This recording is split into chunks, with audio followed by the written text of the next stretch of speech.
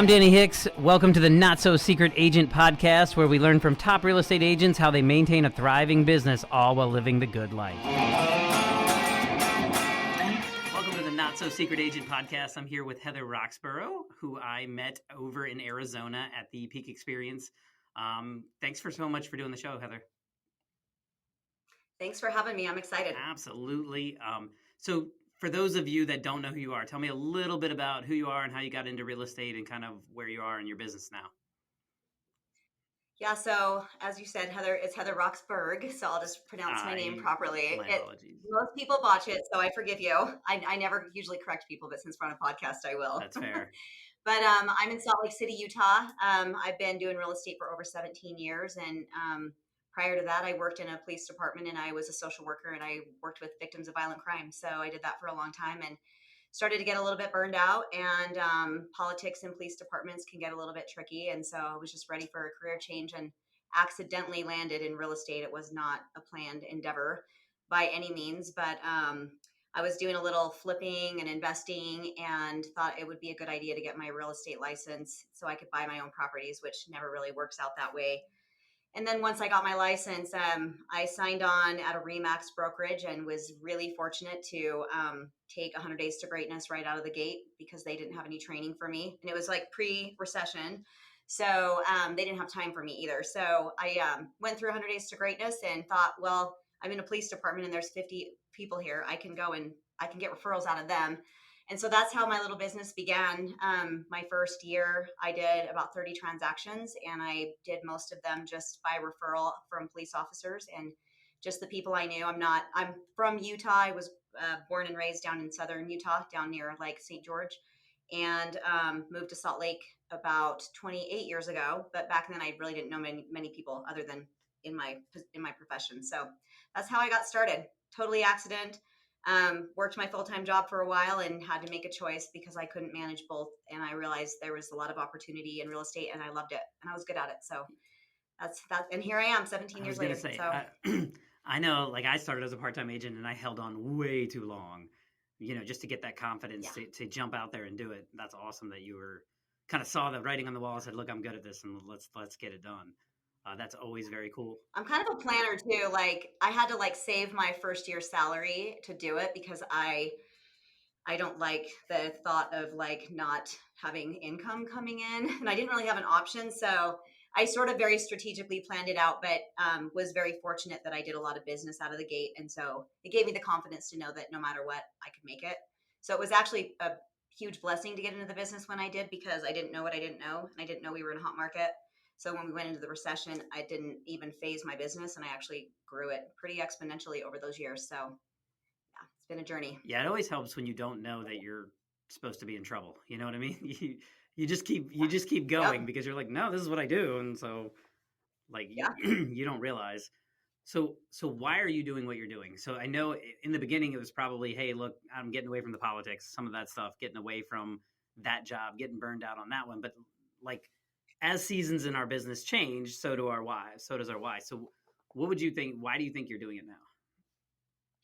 Well, I love people, honestly, and I know a lot of people probably say that, but I think my favorite part about the real estate business is that it's never the same thing. It changes every single day. It brings a lot of challenges, and I like to solve problems, and I'm good at that. And so I thrive in that environment. That's why I, did well even when I was a social worker at the police department, just the problems and issues I had to face and help people with and to get through. And I also have a team, and I love mentoring my agents and watching new agents come in and really grow and blossom in the business, and just giving my guidance to them. And, I have great, I don't want to call them employees because I look at them as so much more, but my success team, my admin, they're amazing. And I love to also give them a great place to work and watch them grow alongside me. I'm a big growth person. That's probably my number one attribute in my profile, is just I'm always wanting to do better and grow. And I think real estate's a really great platform to just be able to touch people's lives and be part of their lives through good and bad and exciting times and rough times. And, it's always a challenge. So that's why I love the business so much and can't really see myself not doing it. So it's pretty fun every day. So you mentioned your team. So who is on the success team? What does this team look like? So I have a full-time transaction manager. She kind of is my office manager too. So she runs things mainly, primarily, and then I have a full-time marketing coordinator, and I have 5 agents on my team, and then myself. So we're just a small and mighty little team. I like it that way. I don't want it to be too big. I feel we have a great culture, and I do well in that environment when there's not too many people. So that's the team. So your marketing coordinator, what do you use them for? What type of marketing are they doing? What does that look like? Are they doing? She probably has. She's got a busy job. It's more than full time. I'm a co-owner of a marketing company as well. It's called BFX Marketing, and so between my business for the Roxburgh Group and then my marketing company, she does all of our newsletters that go out. She puts on our client parties. She does all of our social media. She does our blog. She manages our website. She manages like our client appreciation program, so kind of our WOW program, house anniversaries, pop buys. I think I already mentioned that. Closing gifts, just pretty much everything creative that we do in our business, our direct mail. She is the creator of all of that. And so we always have a lot of moving pieces going on because, I tell agents, we're in the business of marketing before we're in the business of sales. The marketing brings the sales. And so we really need to be dialed in our marketing if we want it depends on what you want your business to look like, Mhm. right? But if you want to do business at a high level, marketing is going to generate that for you. So she's got a busy job. She's always moving and hustling. And I'm always coming up with new things that she needs to implement. So That's funny because never ending we list. definitely talked about that at peak. We were like, all of our assistants are like sweating bullets because when we get home, we're like, Yep. here are all the new things we're going to be doing. Like as an agent, we Yep. drop some definite like chore bombs when we get home. Um, We do. And when you're around a whole bunch of other agents and you're getting all their ideas and things that they're doing that is working, you want to implement them in your business. So I give them all grace and let them make the list, and then we prioritize together. So, but she does a phenomenal job. I'm blessed to have so her. basically, all your agents, what they're doing is being agents. They're selling houses. My agents are being agents, and we market for them fully. So their jobs obviously are to, lead gen. Their jobs are to meet face to face with clients, open doors, go to listing appointments, write offers, negotiate contracts, and go to closings. So we make sure that on our team, we are taking all the other things off their plate, everything off their plate, so they can go do what they do best, and that's working with clients. Which is So which is ideal. That is a team right there. That's why we do the yeah, team thing. Because if you're a solo agent, it's really hard to do everything you need to do yeah, and meet with the clients we need to do and all of those things. That totally makes sense. And I'm kind of structured similarly. Um, and we're yeah. working on getting even further in your direction. So what's working right now with the team? Like, what are you guys doing? Is there? I know there's no silver bullet, but what's working? Yeah. I mean, I think with my team, and I've had one since I started a team in 2009, and I've done everything wrong and a few things right?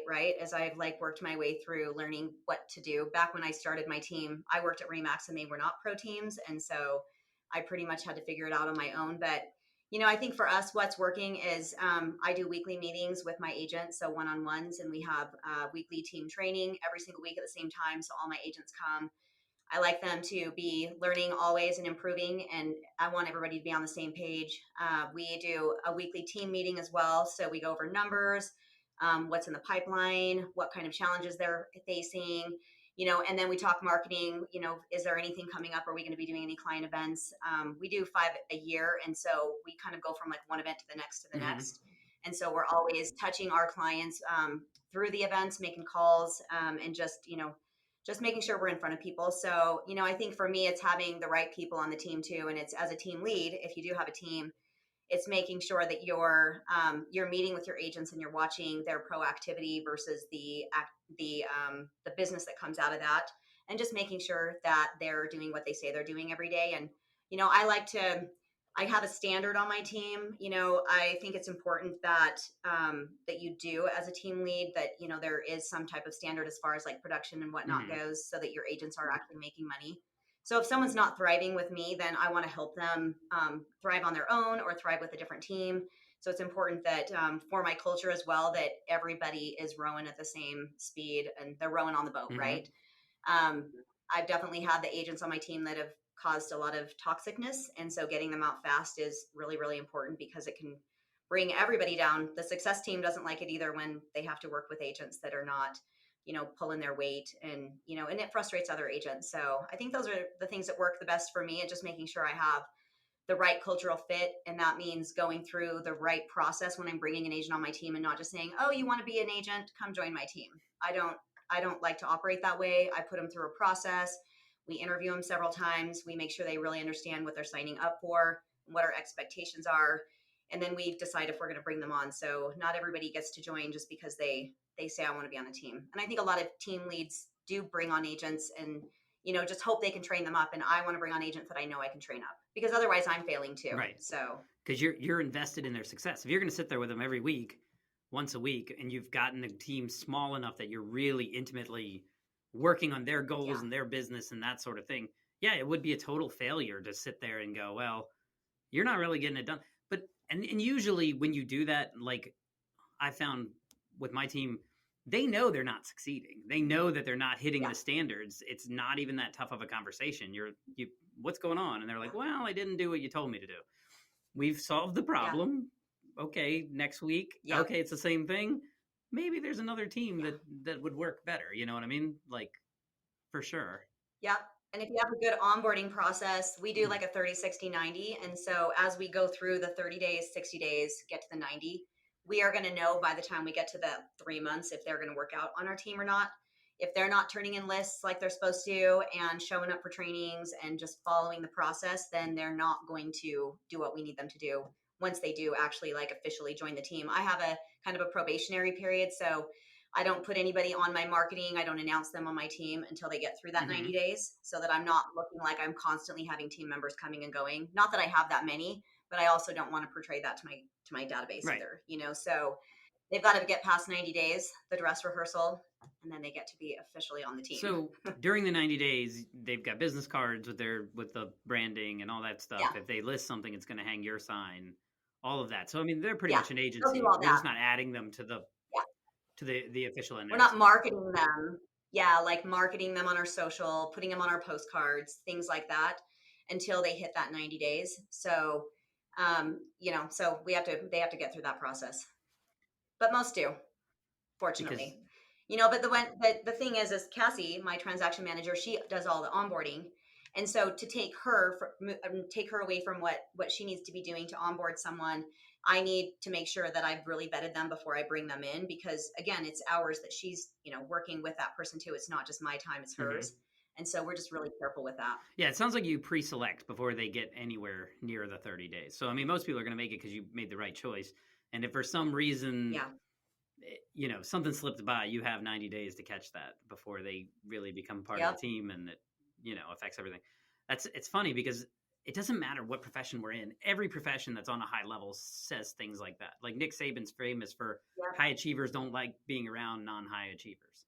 So having one non-high achiever affects everybody. It's like getting the right people on the bus and in the right seats and getting the wrong people off the bus, which A players don't want to work with B and C players. They don't, and neither do I. Well, that's because you're an A player.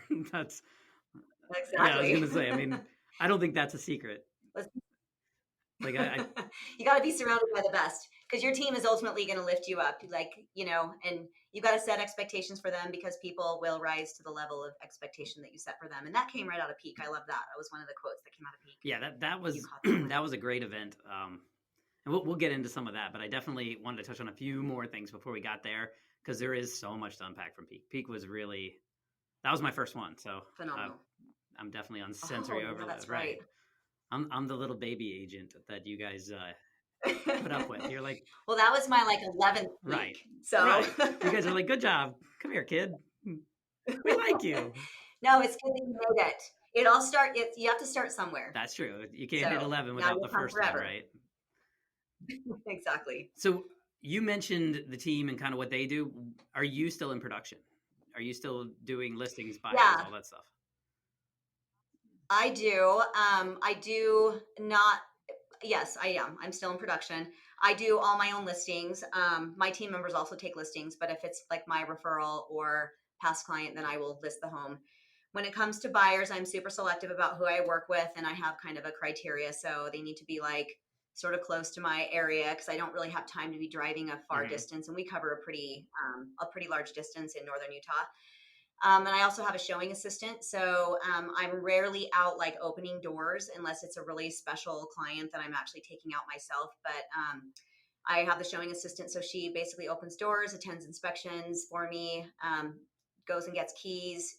She comes to the closing, and I negotiate the contract, put them under pending, and then negotiate any repairs and just get them from contract to close. Hmm. So it works out really well for me. I still like being in production, not a ton. I'm really careful about Hmm. capacity. So I know when I need to pass them off to a team member, or I know when I have enough capacity to keep a buyer or two, but mostly listings. So when you're doing the buyer's assistant, what?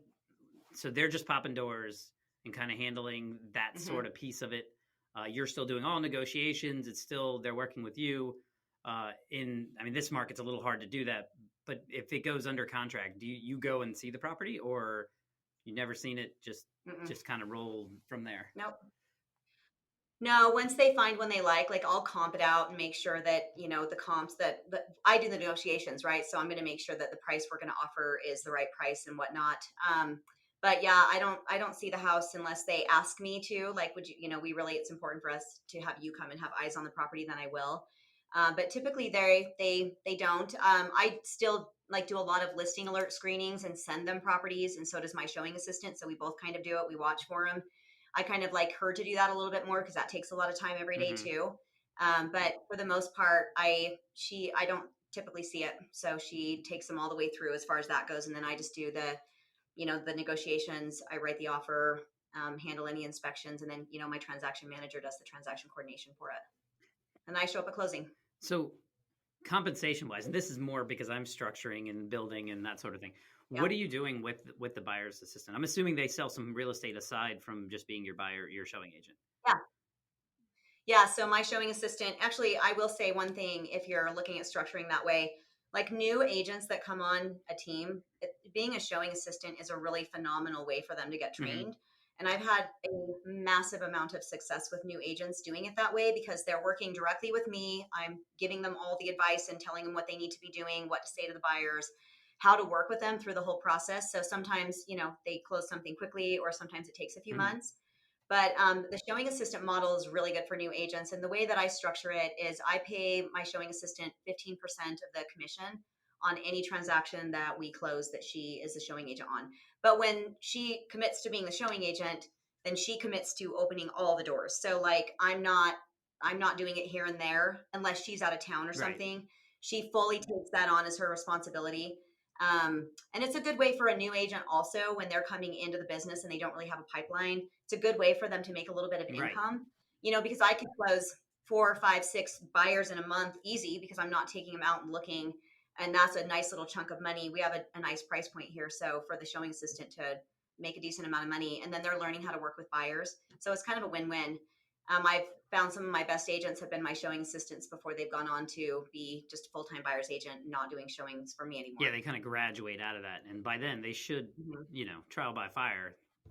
You'll know if they're wrong. Yeah. Like because your Yeah. clients will tell. Well, I'll know right away if they're working with my clients Right. if they're going to be good or not, if they're going to make Well, it. that's what I mean. Your So, clients, and yeah. we get really, during a transaction, you're like it's their spouse and then you.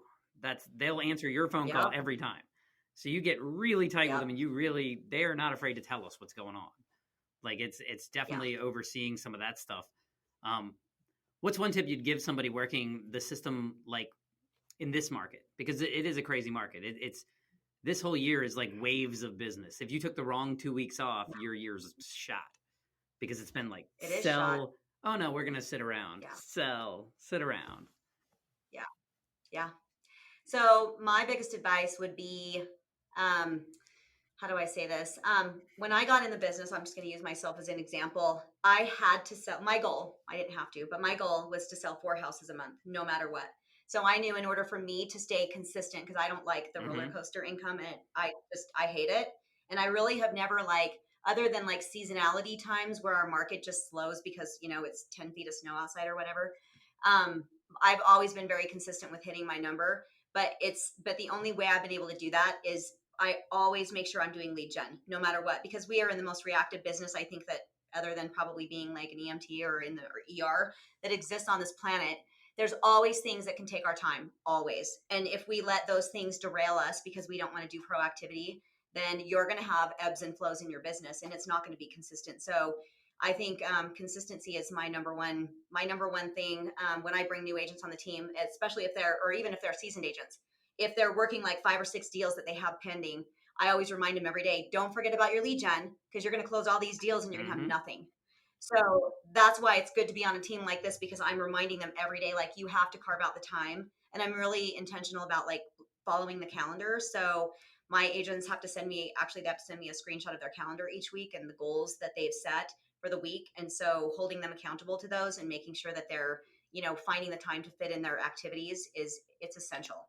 And it's very easy not to do it, especially, if you're a home agent or you have little ones. It's easy to get caught up in the weeds, I call it. It's like the tasks that we do that don't move the needle forward in our business, but that you're not going to hit your goals. So just every day, every day, every day, you got to lead gen, whatever that looks like, right? So whatever your lead gen is. Yeah, I was going to say, I mean, I find the results come in waves. Lead gen is not, it's mandatory. Like we can try, like I'm segueing to a little bit more marketing.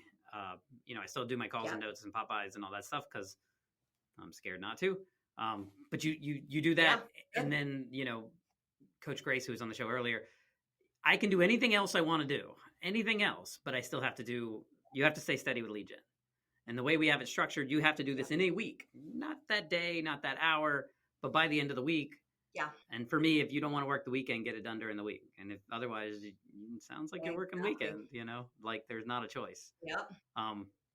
Very cool. Because I think that is very, no matter what you're doing lead gen wise, that's never going to change. Consistency is everything in our business. It is. What other processes? It's everything. And it's a lot of what agents don't do. Right. They just don't. Which is why we're able to win. You know what I mean? Like, the consistency is really the main characteristic you need to be successful in this business. It will set you apart. Yeah, absolutely. Yeah. And, talking about systems and that sort of thing, you mentioned the marketing company. I definitely want to get into that. So let's just dive right into there. What does your marketing look like? You mentioned you're not really doing the calls anymore as much. Yeah. One-to-one anyway. Yeah. So the way, so my team members, so we do the 5 parties a year. So all of our calls kind of we make them around the parties. I've always, for me personally, like, I don't have time to do pop buys. So I like the parties. That's my reverse pop buy, bringing everyone to me. So I get to see people, and our parties are really large. So even if I don't get to have a face-to-face, they show up, they get the invite, they know I'm there. So the parties are a really great way to bring a lot of people together and just save you a lot of time. But as far as marketing goes, I hired my first marketing coordinator in 2010, and immediately got her doing, essentially, we kind of have we have marketing pillars. So we have social media, obviously we're on. We do a couple of newsletters a month to our database. And then I also have a large out-of-state agent database, which I market very heavily to. So I do a huge relocation business. So if anybody has anyone moving to Salt Lake City, send them my way. Big relocation business. So market to real estate agents. So we do 3 newsletters a month, and that includes to agents. We do a blog. We do a lot of videos. So a couple video scripts that kind of go along with the theme of our direct mail campaign, and then the blog. We do direct mail, and I think a lot of agents don't do that to save money, but it is a place where, like, your clients can't unsubscribe. Like, you go in their mailbox and they have to see you, so they have to open their mail. And so direct mail, I think, is just people have lost focus on that, and they need to bring that back a little bit. Direct mail. So we have the I just wanted to ask. Yeah. So you're not talking about just the newsletters, because you send 3 of those a month, but you're doing additional direct mail, like kind of just listed. So newsletters are email. Right. Yeah, newsletters are email newsletters. And then the direct mail, we do a postcard. So our postcards are like really fun and witty. They are like themed. And so all my team members are on the postcard, and we kind of like, we just did one. I wish I don't have one I could show you, but our last postcard, we kind of based it on the movie Get Smart. So it was Get Smart and Work with a Pro. So like my marketing coordinator is a photographer, so she is able to take pictures of all of us and crop them all out, and she made us like secret agents. So everything we do is just really fun and witty. Our clients love it. So and we do a postcard every single month. Like in the month of August, it'll be about getting homeschooled, and so it might be like, let us homeschool you on new construction or something. So we kind of theme it based on like seasons as Hmm. well. February, we say showers with love, and we're all standing under umbrellas and it's raining hearts, so just really fun. I have a lot of fun with the postcards. But the beauty with doing postcards is your face is on everything that you do. And so I tell my clients when they meet me, like, even if you want to forget me, it's impossible because you never will be able to. Like, I'm going to be in your mailbox, in your email, on your social, in your text message every single month. And it's actually hitting your clients in all different Hmm. platforms because they're all over.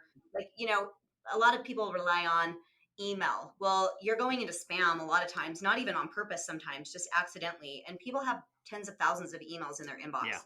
They're not checking that as frequently, right? So you've got to have other avenues and sources to get them. So the postcards are really fun. Did I cover them all? Newsletters, social, blog, postcard, video. Yeah, I covered them all, I think. Yeah. Yeah. So the marketing suite is essentially that. So I'm a co-owner of the company with a partner of Hmm. mine, and we created this last year. She's a marketing consultant, and she works with a lot of agents, and she does their personal consulting or does their personal marketing, but it's pretty expensive if an agent just wanted to go hire a marketing consultant. It could range you anywhere from 3,000 to 5,000 a month, so it's kind of pricey to Hmm. do that. We created the marketing suite just because there's such a huge need for agents that just don't consistently market their businesses and don't even, I mean, it's very creative. And so coming up with new things every single day and every single month, it gets hard. I luckily have a team around me between my partners in the marketing company and then my own team where we get together and we strategize and brainstorm like fun, creative, different marketing that we can do each month because it's got to change and it's got to be relevant and be different. So we created that for real estate agents. It's really cost effective and it's very creative, it's customizable, and it's really Hmm. personable. And I think that's what it sets it apart and makes it a little bit unique and different from a lot of other platforms where like you can go and maybe like paperless post and you can copy and paste or, and put content like that out there. But this is very, I mean, your face, I always say put a face to your business. It's so important that people are always seeing your face. And that gets the most engagement, anyways, is when people see your face. That's what they want to see because they love you, right? Well, I mean, hopefully. if you do a good job, then people are going to love you as a I realtor, was going to right? say, hopefully. My So, clients are and then, very, very loyal to the point. That's a yeah. conversation. Well, and then yeah, they're always thinking about you. I mean, every single month, my clients open the mail and there's my postcard, and then they go, "Heather is so goofy," and they laugh because, again, they're not like they're very professionally well made. They always have a great call to action on them, but they're fun, and so it gives my business a little bit of personality too. And so, I had an email from a lady today that said, "Hey, you sold me a house 11 years ago, and we're ready to sell it." And I called her up and I'm like, long time no talk. It's been 11 years. I mean, she hasn't come to anything, but we keep in touch with her. But she knew to call me 11 years later. She gets everything I send out, so she's not going to forget me. Well, And I'm going to be her agent when she I was sells going to say, again. if you do a good job, there's some people that are just busy and that's not their thing. Yep. They've got some other stuff Yep. going on. You did a good job. I'm going to call you back if I remember you. And what you're doing is Yep. staying in front of them, which is what everything's about. I was laughing to myself as you talked about the customization of your marketing. So you don't just send the Buffini item of value exactly like it's. I have No. realtors who send it to me, like literally other Oh, realtors. I get it every Yes, like month. from Brian and then Yeah. from a few other agents. You know what I mean? Yeah. Which I think Yeah. is very funny because I'm like, save your 50 cents. Like I have it. I know. Don't mail it to me, please. Send it to somebody else. It's all good. I have them in the blue box and I have lots of them. But yeah, I think, I mean, with marketing, I think marketing, again, it's something I'm extremely passionate about. And I didn't know I was until I got into real estate. And then when I really figured out that marketing is where it's at was when I hired a person to do my marketing. And it was just consistently going out on all platforms. And the response that I got it's insane. I mean, I sell a lot of houses and I'm not making phone calls every day. I'm doing a really great job touching my clients, like people have 36 touches, I probably have 100 touches in a year, between my agents are always calling through the database. We're holding all these parties. We do big events, small events. So we really, really mix it up, and we just make it the business all about the client. So then they get to cherry pick which events they want to come to. Some they can, some they Right. can't. But I mean, I've got a very large, very loyal following of clients, and we get a lot of referrals. So it's through the marketing efforts that we do, and it's a good way to attract agents to your team too if you've got a good marketing platform, because I have something additional to offer to them. Like, look, I'm going to market your business and help you build a business within my business, because ultimately that's what I want for them, is to be able to feel like they have some what's the word, just some individuality in my business. So Heather Roxburgh, the Roxburgh Group, isn't like me, my face, it's my team around Hmm. me. And to me, when when we're all cohesively doing things together, and we get reviews from our clients, and they talk about the entire experience, from like me onboarding them, to Mia showing them houses, who's my showing assistant, to Cassie taking over the transaction, to getting the keys at closing from Mia. Like, when we are all mentioned in that client review, then that's the biggest success I could ever have. I don't ever want it to be just about me, because it's not. And I think if you're a team lead too, and you're trying to even get out of production a little bit, having having some really good marketing that highlights and features your agents too, because a lot of times clients will call me and say, hey, would you be able to have one of your agents show me a house? Because they don't even expect at this point that it's going to be me. And if I show them, they're like, wow, I had no idea you were still going to be taking people out, because I've been around a long time and they see what I'm doing. And so it's a really good way to step out of production a little bit and not have awkwardness, especially with longtime clients who they started with me 17 Yeah. years ago, right? And they may have done like 5 or 6 transactions with me. And now I'm saying, well, you're going to work with Carmen instead. And they're like, okay. Because ultimately, like, they don't care if they get me, they care that they get my service and the service that my team offers. And so as long as everyone is, again, like really representing me, and my brand, then it all works out really well. So that's what I love about the marketing. Yeah, the marketing's there. You're setting expectations, right? So if they know what to expect, then it's, as long as, what do they say? Conflict arises when expectations aren't met, right? When Yeah, they're not it's aligned. so true. So what? Well, and the other thing with marketing is, like, in this day and age, I feel like clients are moving a little bit less, like our actual SOI past clients, because they're stuck in these low interest rates and Mhm. stuff. And so it's important that you're also growing your database and you're growing your presence. And if you're not consistently marketing and standing out and doing things a little bit differently than everybody else is doing them, you're not gonna be the agent that gets all as much of the business, right? So, like, standing out in today's environment, I think, is just, it's crucial.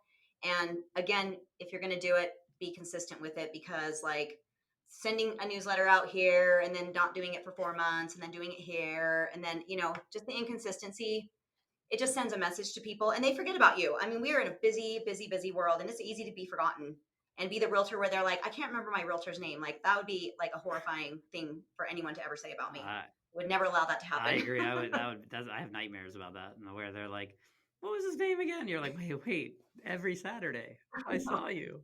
I was there. I You know, called right? me at 11 o'clock at Where they night." don't even know your phone number. That's what I was right. Yeah, I mean, that's on us. If they forgot us, that's on us.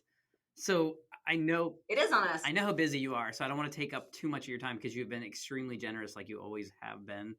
In the short time we've known each other, you've been super awesome to me for no reason, but I really appreciate that. So I wanted to say thank you for that. Because you're super And then awesome. I also just wanted to touch on, what is your favorite quote? What is your, like, go to one that just hits you just right? My favorite quote.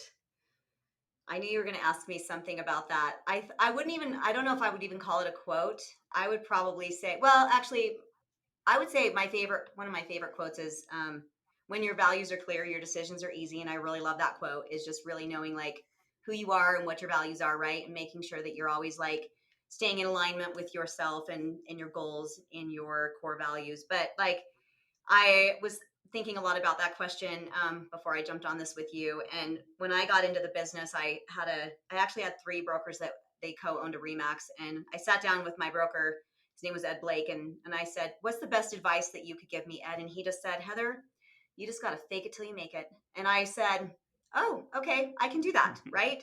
And so I think a lot of times, and it's not faking it in terms of like being dishonest or anything like that. It's like you've got to, and when you come into this business, you've got to go into it with some level of confidence, right? And it's so easy to get hung up on like, I don't have a lot of experience, or what if they ask me this question, I don't know the answer. And I mean, anything like that. And I just feel like, I mean, I said, okay, well, I know how to be a professional. And so I'm going to show up like one every single day, and people are not going to know any better, right? And I'm going to learn every single thing that I can. And I'm going to do this with like the most integrity and honesty. And if I don't know the answer to a question, I'm going to tell them that. And I'm going to go find the answer. Mm-hmm. And to this day, a lot of times, I mean, yesterday I had a buyer that was buying a house, and he texted me, is supposed to fund yesterday, and he says, is it too late for me to back out? And I was like, yeah, you signed, like it's going to record in like 2 hours.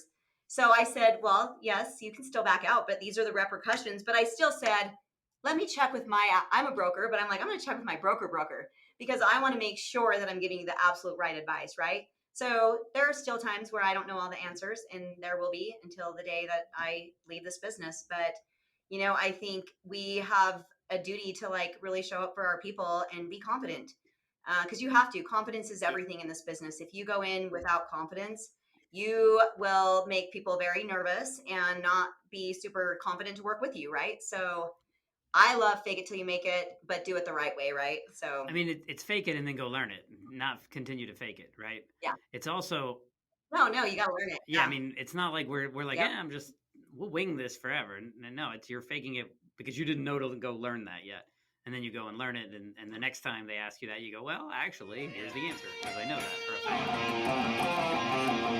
Your mission, should you choose to accept it, is to apply this information to your business immediately.